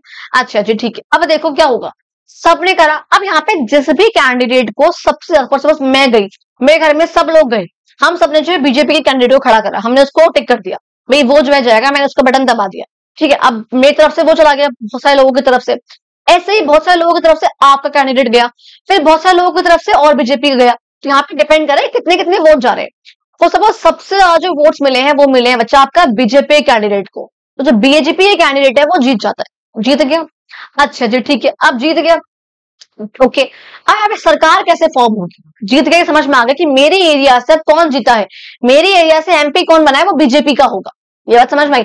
मेरी एरिया से एमपी कौन होगा, बीजेपी का खड़ा होगा, ये बात से खड़ा मतलब वो सिलेक्ट ही हो गया, इलेक्शन हो गया, तो अब जो है वोटिंग हो गई, काउंट हो गया सब कुछ इलेक्शन काउंटिंग डे वाले दिन, और मेरे यहाँ से सबसे ज्यादा वोट जो है बीजेपी वाले को मिले और वो जो है जीत गया मेरे एरिया से। अब मेरे एरिया को रिप्रेजेंट कौन करेगा, बीजेपी का वो कैंडिडेट करेगा लोकसभा में बैठकर। ये बात बहुत क्लियर समझ में। अब आखिर लोकसभा में क्या काम चल रहा है, कैसे काम चल रहा है, मैंने आप लोगों को बोला 543 यहाँ पर, यानी कि इस तरीके से हर एक कॉन्स्टिट्यूएंसी से हर एक पॉलिटिकल पार्टी अपना अपना एक पर्सन को इलेक्ट करने के लिए कैंडिडेट को खड़ा करती है, यानी कि हर एक पॉलिटिकल पार्टी को अगर हर एक स्टेट से सपोज लड़ना है तो वो 543 कैंडिडेट्स उसके पास होने चाहिए, अगर उसको हर एक स्टेट से खड़ा होना है, बाकी जिस स्टेट से वो होना चाहे वहां से वो हो सकती है, ठीक है जी। अब यहाँ पर हुआ, यानी कि एक अगर अब क्या हो रहा है लोकसभा में या असेंबली में जो भी है, और लोकसभा की बात कर रही हूं मैं, वहां पे अगर वो पार्टी जीतना चाहती है कि उसकी मेजोरिटी हो, अब देखो हालांकि ये कॉन्सेप्ट थोड़ा सा आगे का हो गया तो इसको भी हम नहीं समझेंगे, अभी आपको ये वोट वाला पॉइंट समझ में आया कि हाँ मैंने वोटिंग का आप लोगों को क्या बताया। ऑल्सो अब देखो ये बात प्लीज याद रखना, एक और चीज बहुत सिंपल से बहुत बेसिक चीज है, अगर बताऊं अगर तो जैसे आप मैंने बोला कॉन्स्टिट्यूएंसीज होती है ना, कॉन्स्टिट्यूएंसी समझ में आ गया आप लोगों को, एरिया होते हैं सिंपली जहां से हम एक पर्सन को यहाँ पर इलेक्ट करते हैं अपने बेसिस पे रूल करने के लिए। अब पता है ये सपोज ये आपका दिल्ली है, इस दिल्ली में पता है क्या होता है 7 एमपी होते हैं, इस दिल्ली में क्या होता है, यानी कि बहुत बड़े बड़े कॉन्स्टिट्यूएंसीज में हम बांटते हैं इस एरिया को कि 7 एरिया बनते हैं, 1 2 3 4 5 6 और 7 एरिया बनते हैं, यानी कि लोकसभा में दिल्ली को रिप्रेजेंट करने के लिए 7 एमपी होते हैं। अब हर एक एरिया से क्या होगा, हर एक पार्टी जो है अपना कैंडिडेट को खड़ा करती है, वो जो जीतता है जिसको मेजोरिटी वोट मिलते हैं वो जीतता है, और यहाँ से वो पर्सन जो है बीजेपी का जीत गया। यहाँ से आप जीत गई, यहाँ से बीजेपी जीत गई, फिर यहाँ से आप जीत गई, यहाँ से बीजेपी, यहाँ से बीजेपी और यहाँ से बीजेपी, ठीक है, मतलब जो भी है जीत गई। लेकिन मेरे एरिया में सबसे ज्यादा वोट किसको मिले भैया, बीजेपी को मिले मेरे पूरे दिल्ली में, वो अलग सीन हो गया, उसको आगे समझेंगे। ये बात समझ में आई पहले बेसिक। अब पता है क्या होता है, अब फॉर सपोज ये आपका दिल्ली था, दिल्ली है, अब इसमें इसे हम बोलते हैं बच्चा आपका एक वर्ड होता है पार्लियामेंट्री कॉन्स्टिट्यूएंसी, क्योंकि ये बड़ी होती है, क्योंकि बहुत बड़ा एरिया है ये। लेकिन पार्लियामेंट में क्या है भैया, हर एक स्टेट से लोग बैठ रहे हैं, थोड़े कम कम लोग बैठेंगे, लेकिन लेजिस्लेटिव असेंबली में उसी स्टेट के लोग बैठ रहे हैं, तो वो ज्यादा लोग होने चाहिए असेंबली में राज करने के लिए, असेंबली में काम करने के लिए, लॉ बनाने के लिए। तो यहाँ पे इसी दिल्ली को मैं छोटी छोटी कॉन्स्टिट्यूएंसी में बांटती हूँ असेंबली के इलेक्शंस के लिए, जब भी लेजिस्लेटिव असेंबली के इलेक्शन होते हैं, क्योंकि वो स्टेट के लेवल पर हो रही, तो इसलिए दिल्ली को मैं बांटती हूँ एक तरीके से, पता है आपको 70 कॉन्स्टिट्यूएंसीज में इलेक्शंस कराने के लिए। अब वही वाली बात है, हर एक कॉन्स्टिट्यूएंसी से एक पर्सन जो है, एक कैंडिडेट जो है खड़ा होगा हर एक पार्टी का, जो जीत जाएगा उसको मेजोरिटी वोट्स मिलेंगे, वो पर्सन जो है जीत जाएगा, और यहाँ पे उसका जो है वो पर्सन एमएलए बन जाएगा। कौन बन जाएगा, आपका एमएलए बन जाएगा। ये बात सिंपल समझ में आई, वो पर्सन क्या बनेगा बच्चा, आपका एमएलए बन जाएगा। अच्छा ठीक है, यानी कि अब लेजिस्लेटिव असेंबली में आपके एमएलए कितने होते हैं, 70 होते हैं, किसके, दिल्ली के। ऐसे हर एक स्टेट के, यहाँ पर बिहार के अलग है यहाँ पर, ठीक है, अब बहुत सारे हैं, मध्य प्रदेश के बहुत सारे हैं, यूपी के बहुत सारे हैं, डिपेंड करता है उसका एरिया, उसकी पॉपुलेशन पे कि कितना जो है उसके वहां के एमपी या एमएलए हो सकते हैं। ये बात बहुत बेसिक समझ में आई। अच्छा, अब जब मैं आप लोगों को एक पॉइंट और पढ़ाते पढ़ते आई थिंक मैंने बीच में स्टॉप कर दिया था, वो प्रेसिडेंट वाली बात कि आखिर एमपी में से पीएम कौन बनता है, तो जब मैंने बोला अब जब ये बहुत इस तरीके से हर एक स्टेट से एमपी चूज होंगे, अब ये सारे ही एमपी जो है 543 के 543 पार्लियामेंट पर जाकर बैठ जाएंगे, ठीक है जी।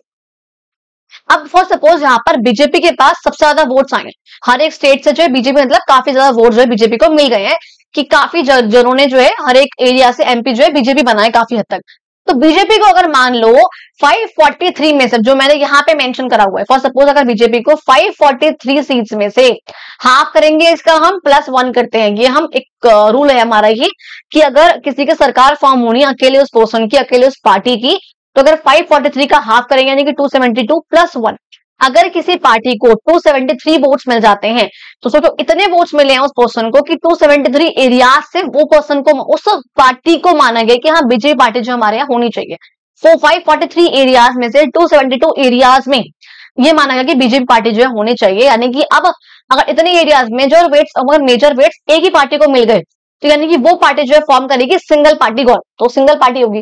लेकिन अगर फॉर सपोज मेजर वोट्स नहीं मिल पाए, तो वो जो है गठबंधन फॉर्म कर लेगी, जैसे हम बोलते हैं कोलिगेशन वगैरह, तो अलायंस फॉर्म करा उसने, और वो अलायंस जो है फिर यहाँ पे काम करेगा, एक साथ वो गठबंधन कर लेंगे, गठबंधन सरकार बन जाएगी, जैसे हम बोलते हैं कोलिगेशन गवर्नमेंट, कि बीजेपी ने और आपने हाथ में ला लिया, बीजेपी ने और बीएसपी ने हाथ में ला लिया, भाई मेरे पास जो 4 वोट की कमी पड़ रही है, तो चाहता है मेरे साथ आना, हाँ आ जाऊंगा, कोई दिक्कत नहीं, दोनों ने जो है हाथ में ला लिया। समझे? फॉर सपोज मोदी जी के पास जो है कितने वोट आए, मैं बार बार मोदी बोल रही हूँ भाई, मैं बहुत फ्लो में बोल रही हूँ इसलिए निकल रहा है मुझसे, ऐसा कुछ नहीं है। मोदी जी के पास फॉर सपोज मैं कहूंगी 269 वोट्स थे। एक पार्टी है बीएसपी, उसके पास जो उसके वोट देखे, तुम्हारे पास कितने वोट है? मेरे पास जो 4 वोट्स है, मेरे को तो 4 एरिया से वोट मिल पाया, बस इतने वोटर्स ने मुझे वोट दिया। अच्छा, तुम मेरे साथ आओगे तो हम जो है ना कोलिशन फॉर्म कर लेंगे, हम दोनों की सरकार हो जाएगी। हाँ बिल्कुल, 273 वोट्स मिल गए इसको, जीत गई पार्टी। अब यहाँ पे कोलिशन गवर्नमेंट हो गई। इस तरीके से जो यहाँ पर भी गवर्नमेंट जो है वर्क करती है।